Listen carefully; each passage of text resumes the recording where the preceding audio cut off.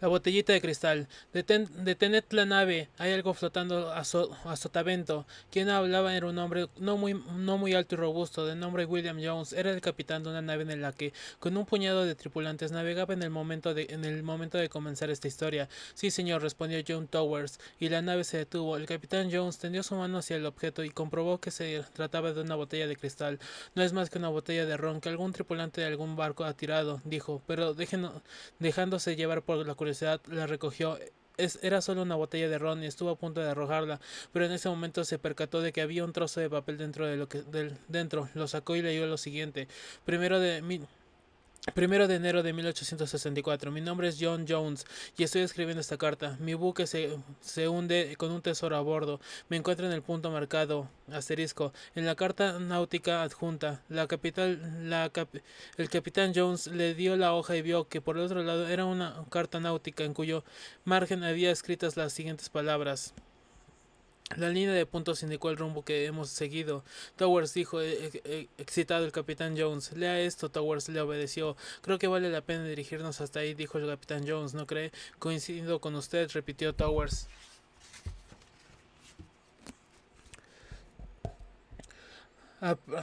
Prestaremos hoy mismo una embarcación, manifestó el excitado capitán. Como mande, respondió Towers. Así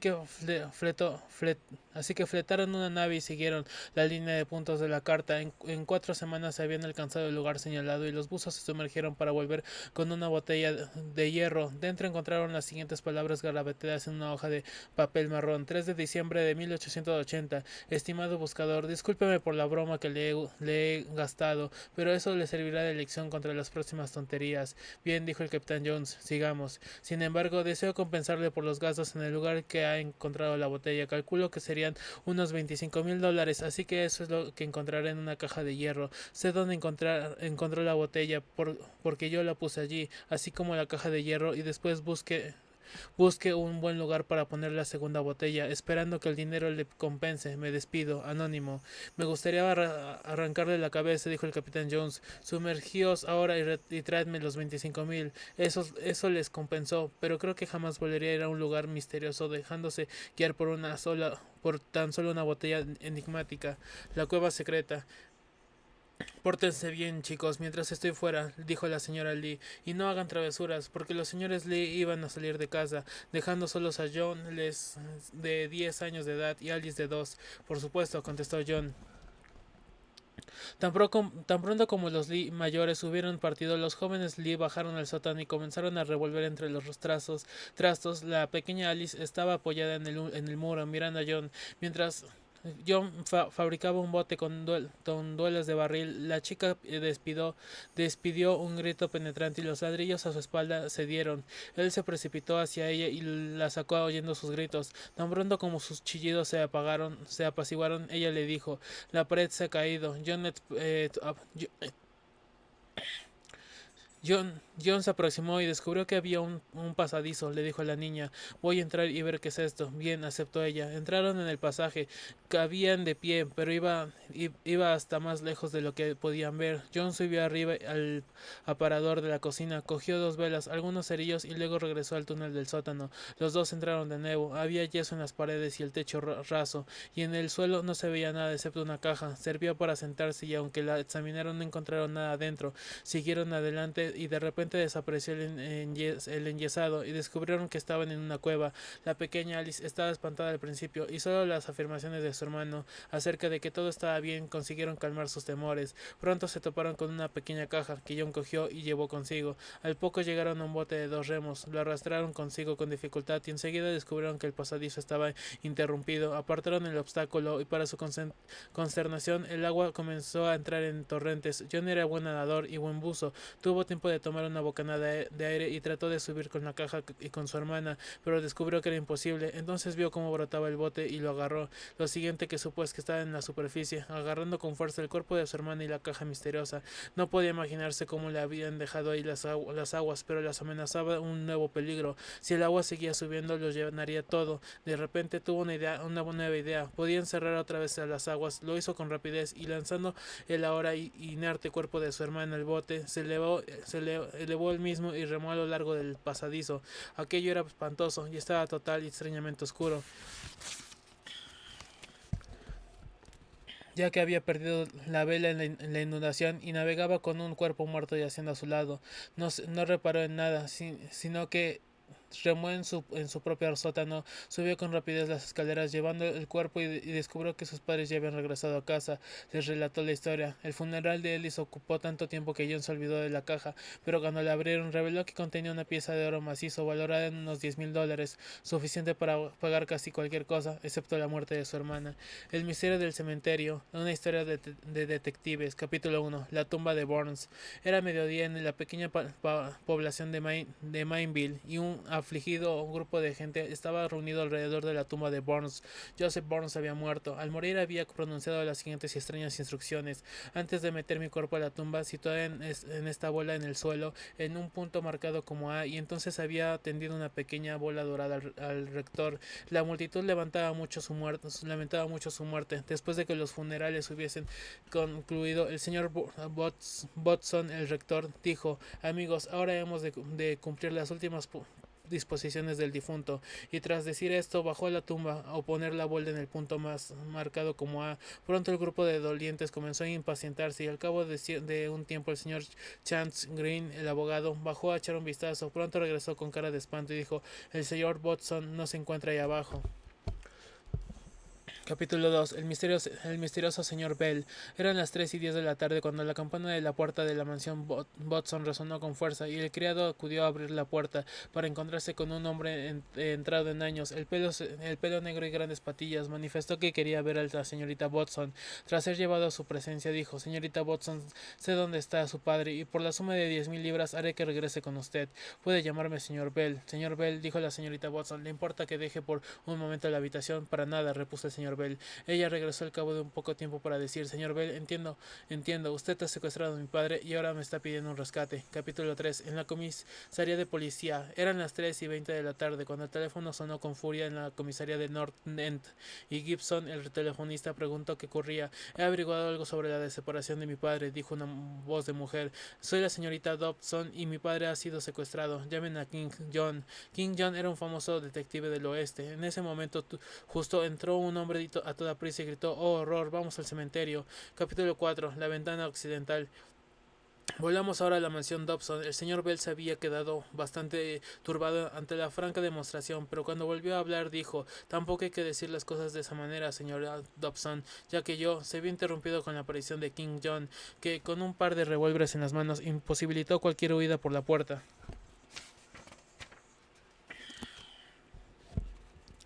Pero rápido como el pensamiento, Bell se arrojó hacia una ventana ubicada al oeste y saltó. Capítulo 5. El secreto de una tumba. Retornemos ahora a la comisaría. Cuando el agitado visitante se hubo calmado algo, pudo relatar de un golpe su historia. Había visto a 3 hombres en el cementerio gritando: Bell, Bell, ¿dónde estás, viejo? Y actuando de forma sumamente sospechosa. Los había seguido y entraron en la tumba de Burns. Lo siguió hasta allí dentro y lo vio tocar un resalte en cierto lugar marcado como A, y los 3 desaparecieron. Quiero que vengan enseguida, King John, dijo Gibson. ¿Y usted cómo se llama? John Spratt, repuso el visitante. Capítulo 6. La persecución de Bell. Ahora regresemos de nuevo a la mansión Dobson. King John se había visto sorprendido por el repentino de Bell, pero cuando se recobró de la sorpresa, lo primero que pensó fue en detenerlo. Por tanto, se arrojó en persecución del secuestrador, lo siguió hasta la estación de ferrocarril y descubrió para su desaliento que había tomado el tren de Kent, una ciudad mayor ubicada al sur que no tenía conexión telefónica ni telegráfica con Mainville, y el tren acababa de partir. Capítulo 7. El caballerizo negro. El tren de Kent se puso en marcha a las 10:35 y hacia las 10:36 un hombre excitado, polvoriento y cansado entró en la estación de postas de Mainville y dijo el caballerizo negro que estaba en la puerta: si eres capaz de llevarme a Kent en 15 minutos te doy $1. No sé cómo sería eso posible, dijo el negro. No tenemos un par decente de caballos y además $2, gritó el visitante. Vale, dijo el caballerizo. Capítulo 8. Bell sorprendido. Eran las 11 en punto en Kent, y todas las tiendas, excepto una, estaban cerradas. Una tienda sórdida, polvorienta y pequeña, hacia el extremo oeste del pueblo. Estaba entre el puerto de Kent y la vía que unía a Mainville con Kent.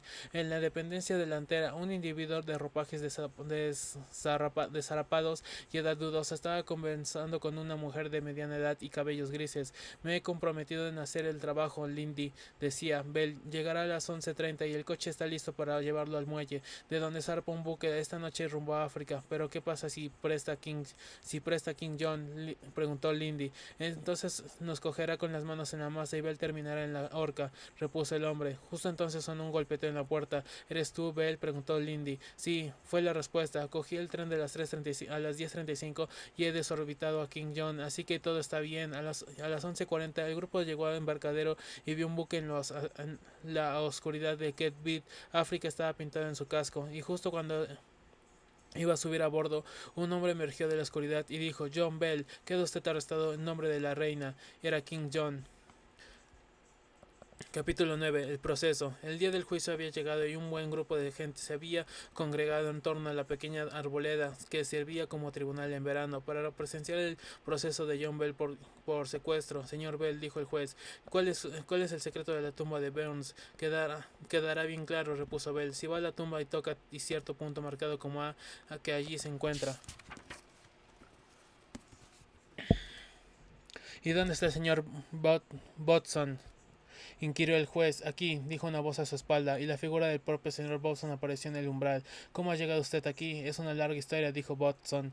Capítulo 10. La historia de Botson. Cuando bajé a la tumba, dijo Botson, todo estaba oscuro y no podía ver nada. Por fin distinguí la letra A impresa en blanco con el suelo de onis, y situé la bola sobre ella. Rápidamente se abrió una trampilla y salió un hombre. Era ese hombre que está aquí, dijo apuntando a Bell, que temblaba en el blandillo de los acusados, y me llevó a un lugar bien iluminado y lujosamente amueblado, en el que me encontraba hasta ahora. Un día llegó un hombre joven y gritó: el secreto queda desvelado, y se fue.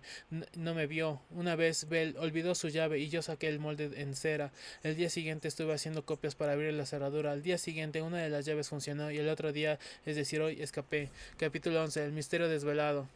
¿Por qué al final J. Burns le solicitó a usted que pusiese la bola ahí, en el punto A, para ocasionarme daño?, replicó Dobson. Él y Francis Burns, su hermano, estuvieron considerando durante años contra mí, y yo no lo sabía, tratando de perjudicarme. Prenda a Francis Burns, gritó el juez. Capítulo 12. Conclusión. Francis Burns y John Bell fueron condenados a cadena perpetua. El señor Dobson recibió la cordial bienvenida a su hija, que con él tiempo se convertirá en la señora King John. Lindy y su cómplice fueron condenados a 30 días en la prisión de Newgate por colaborar y participar en una fuga criminal. El buque misterioso, de Royal Press, 1902. Capítulo 1. En la primavera de 1847, el pequeño pueblo de Ruralville se vio estremecido por una general excitación debido a la entrada de un extraño bergantín en el puerto. No lleva bandera alguna y todo hacía que resultase de lo más sospechoso. No tenía nombre. Su capitán se llamaba Manuel Ruello. La incertidumbre aumentó. Sin embargo, cuando John Gris desapareció de su casa, eso aconteció el 4 de octubre. El 5 el bergantín se había marchado. Capítulo 2. El bergantín y el Partif fue interceptado por una fragata de los Estados Unidos y se produjo una lucha tremenda. Cuando terminó, había perdido un hombre llamado Henry Jones.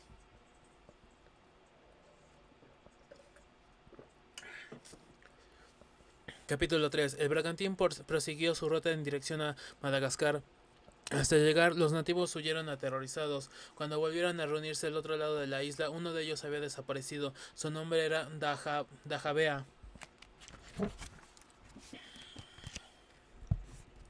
Capítulo 4. Al final se resolvió que había que hacer algo. Se ofreció una recompensa de 5,000 libras por la captura de Manuel Reyo, y entonces llegó la impactante noticia de que una nave indescriptible se había hundido en los cayos de Florida. Capítulo 5. Se envió un buque a la Florida, y entonces se enteraron de lo que había pasado. En medio del combate había botado un submarino y había cogido lo que quería, y allí estaba, balanceándose tranquilamente en las aguas del Atlántico, cuando alguien dijo: John Brown ha desaparecido. Y efectivamente, John Brown había desaparecido.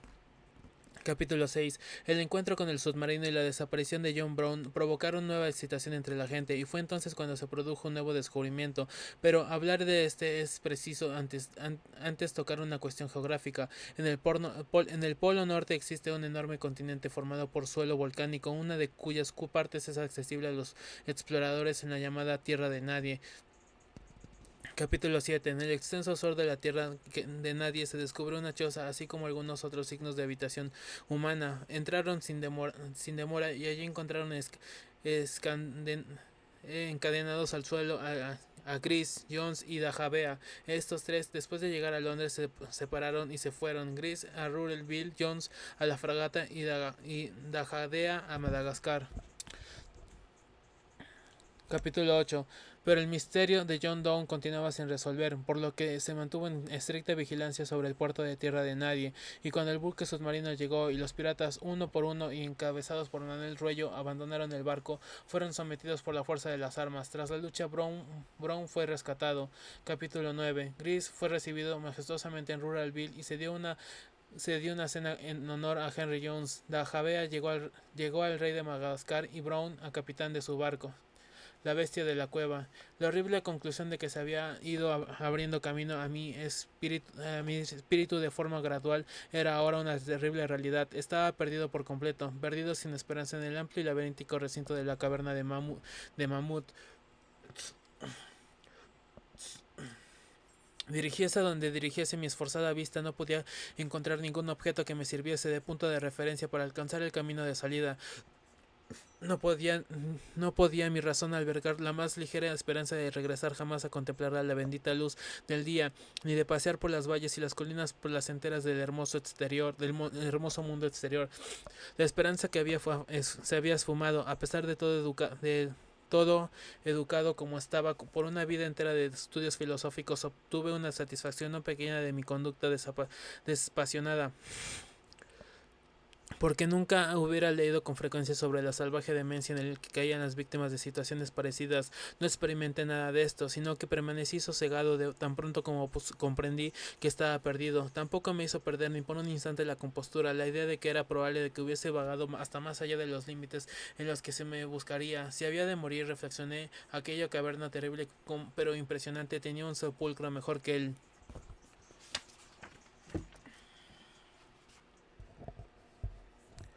El que pudiera ofrecerme cualquier cementerio. Había en esta concepción una dosis mayor de conformismo que de decepción. Mi destino final sería morir de hambre, estaba seguro de ello. Sabía que algunos habían vuelto locos en circunstancias como esta, pero no terminaría yo así. Yo solo era el causante de mi desgracia. Me había separado del grupo de visitantes sin que el guía se diera cuenta, y después de vagar durante una hora aproximadamente por las galerías prohibidas de la cueva, me encontré incapaz de regresar atrás por los mismos vericuetos tortuosos que había seguido desde que dejé a mis compañeros. Mi antorcha comenzaba a apagarse, pronto estaría envuelto en la negrura absoluta y casi palpable en las entrañas de la tierra. Mientras me encontraba bajo la luz poco firme y huidiza, medité sobre las circunstancias exactas en las que se pronunciaría mi próximo fin. Recordé los relatos que había escuchado sobre la colonia de tuberculosos que establecieron su residencia en estas grutas titánicas, por ver de encontrar la luz en el aire sano, al parecer del mundo subterráneo, cuya temperatura era uniforme para su atmósfera e impregnado su escenario de una posible remazo. En vez de la salud, había encontrado una muerte extraña y horrible. Yo había visto las tristes ruinas de sus viviendas defectuosas alzadas. El pasar junto a ellas con el grupo me había preguntado qué clase de influencia ejercía sobre alguien tan sano y vigoroso como yo una estación prolongada en esta cueva inmensa y silenciosa. Y ahora me dije con labrego humor, había llegado mi oportunidad de comprobarlo, si es que la necesidad de alimentos no apresuraba con demasiada rapidez mi salida de este mundo.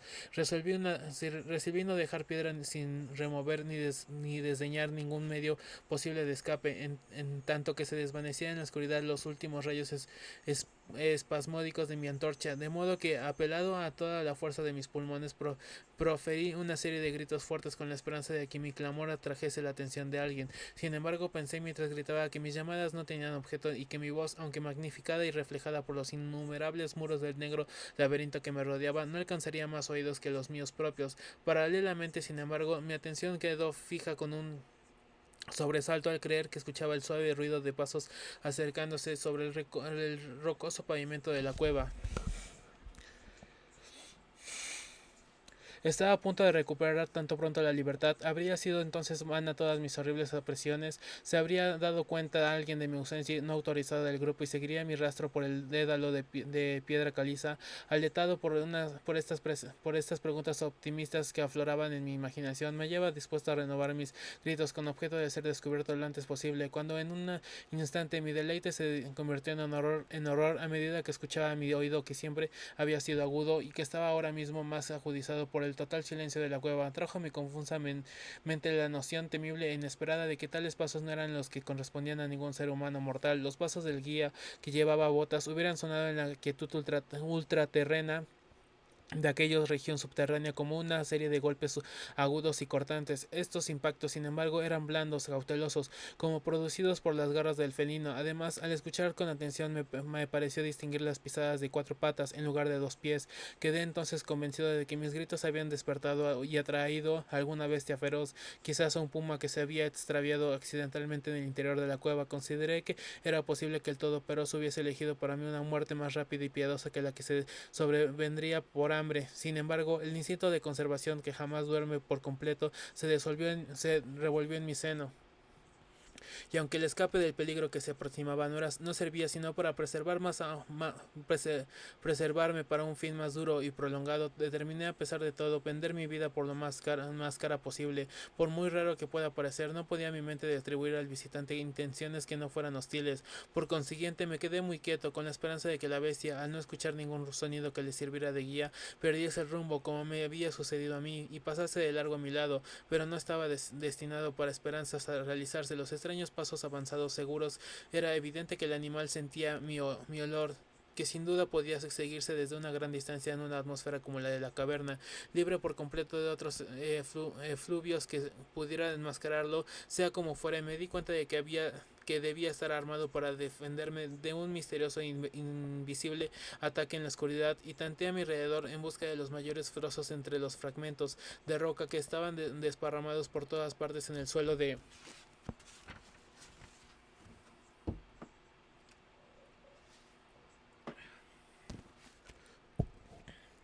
la caverna, y tomando uno en cada mano para su uso inmediato, esperé con resignación el resultado fatal. Mientras tanto, las horrendas pisadas de las arpas se acercaban. Ciertamente resultaba extraño en demasía la conducta de aquella criatura.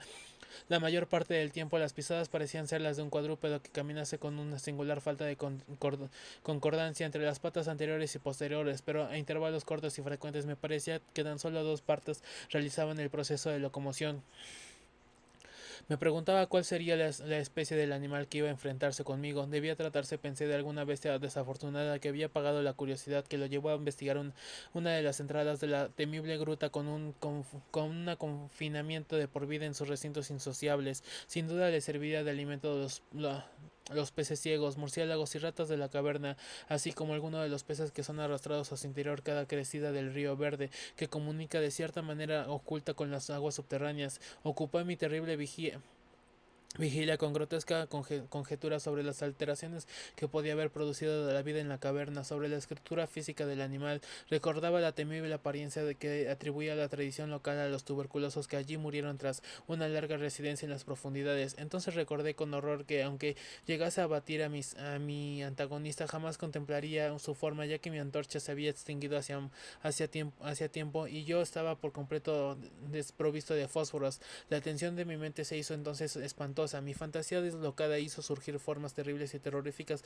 de la siniestra oscuridad que me rodeaba y que parecía verdaderamente apretarse en torno de mi cuerpo. Parecía yo a punto de dejar escapar un agudo grito, pero aunque hubiese sido lo bastante irresponsable para hacer tal cosa, a duras penas había respondido a mi voz. Estaba petrificado, enraizado enraizado al lugar en donde me encontraba. Dudaba que pudiera mi mano derecha lanzar el proyectil a la cosa que se acercaba cuando llegase el momento decisivo. Ahora el decidio pat pat de las pisadas estaba casi al alcance de la mano, luego muy cerca. Podía escuchar la trabajosa respiración del animal, y aunque estaba paralizado por el espanto, comprendí que debía de haber recorrido una distancia considerable y que estaba por ello cansado. De pronto se rompió el hechizo. Mi mano seguía con mi sentido del oído, siempre digno de confianza. Lanzó con todas sus fuerzas la piedra afilada hacia el punto en la oscuridad de donde procedía la fuerte respiración, y pude informar con alegría que casi alcanzó su objetivo. Escuché como la cosa saltaba y volvía a caer a cierta distancia. Allí pareció pararse. Después de reajustar la puntería, descargué el segundo proyectil con mayor fuerza esta vez. Escuché caer la criatura, vencida por el completo y permanecido yaciente e inmóvil, casi agobiado por el alivio que me invadió. Me apoyé en la pared. La respiración de la bestia se seguía percibiendo en forma de jadeantes y pesadas inhalaciones y exhalaciones. Deduje de ello que no había hecho más que herirla, y entonces perdí todo deseo de examinarla. Al fin, un miedo supersticioso y racional se había manifestado en mi cerebro, y no me acerqué al cuerpo ni continué arrojándole piedras para completar la extensión de su vida. En lugar de eso, corrí a toda velocidad en lo que era, tan aproximadamente como pude juzgar en mi condición febril, la dirección por la que había llegado hasta allí. De pronto escuché un sonido, o más bien una sucesión regular de sonidos. Al momento siguiente se había convertido en una serie de agudos chasquidos metálicos. Esta vez no había duda, era el guía. Entonces grité, aullé, reí incluso de la alegría al contemplar en el techo abovedado al débil fulgor que sabía era la luz reflejada de una antorcha que se acercaba. Corrí al encuentro del resplandor, y antes de que pudiese comprender por completo lo que había pasado, estaba postrado a los pies del guía y besando sus botas mientras balbuceaba, a despacho de la orgullosa reserva que es habitual en mí, explicaciones sin sentido como un alelado contaba con frenesí mi espantosa historia, y al mismo tiempo abrumado a alguien que escuchaba con protestas de gratitud. Volví por último a algo parecido a mi estado normal de conciencia. El guía había advertido mi ausencia al regresar al grupo en la entrada de cavernas, y guiado por su propio sentido intuitivo de la orientación, se había dedicado a explorar a conciencia los pasadizos laterales que se extendían más allá del lugar el que había hablado conmigo por última vez, y localizó mi posición tras una búsqueda de más de 3 horas. Después de que explicó cómo me encontró, yo envalentonado por su antorcha y por su compañía, empecé a reflexionar sobre la extraña bestia a la que había herido a poca distancia de allí, en la oscuridad, y propuse que averiguásemos con la ayuda de la más antorcha qué clase de criatura había sido mi víctima. Por consiguiente, volví sobre mis pasos hasta el escenario de la terrible experiencia. Pronto descubrimos